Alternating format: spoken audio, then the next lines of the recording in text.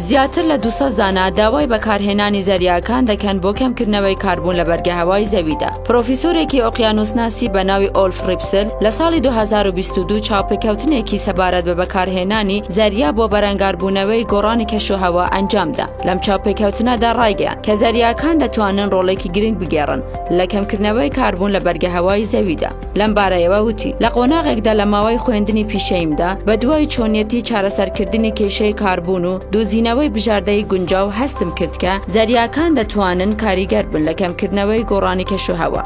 لە ئێستادا نزیکەی 193 گەرمی زەوی لەلایەن زەریاکانەوە هەڵدەمشرێت. هەروەها دەتوانن 125 کاربوونی بەرهەمهێنراو وەربگرن. بۆیە بەکارهێنانیان دەتوانێت چارەسەرێکی کاریگەر بێت. ئێستا نزیکەی 200 زانا لە سەرانسەری جیهان لە نامەیەکدا جەختیان لەسەر لابردنی دوام ئۆکسیدی کاربوون بە ڕێگەی دەریایی کردوتەوە.